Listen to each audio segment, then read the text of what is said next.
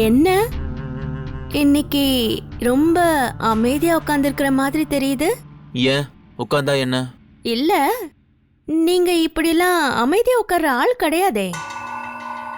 என்ன பார்த்தது அப்படியே எரிச்சலாகி ஏதாவது சொல்லிக்கிட்டே இருப்பீங்களே, அதான் கேட்டேன். ஆமா, நான் என்ன சொன்னாலும் நீ திருந்த போறதில்ல, அப்புறம் என்ன? ஆமாமாமா, நீங்க மட்டும் அப்படியே ரொம்ப யோகியம். என்னவோ இங்க நடக்கிற எல்லாத்துக்கும் நான் மட்டும்தான் காரணங்கிற மாதிரி பேசுனீங்க.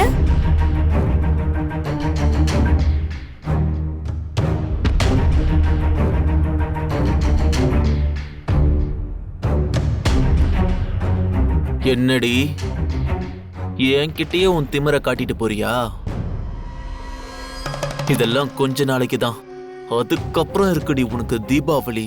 நான் வெடிக்கிற வெடி இந்த வீட்டுக்குள்ள மட்டும் இல்ல, இந்த ஊருக்கே கேட்டு இந்த ஊரே உன்னை கேவலமா பார்க்க போகுது. ஏன் உனக்கு சப்போர்ட்டா இருக்க தாத்தா பாட்டியே உன்னை கழுத்தை புடிச்சு வெளியே தள்ள போறாங்க. அவமானத்துல நீ கூனி குறுகி சாக வேண்டியது தான்.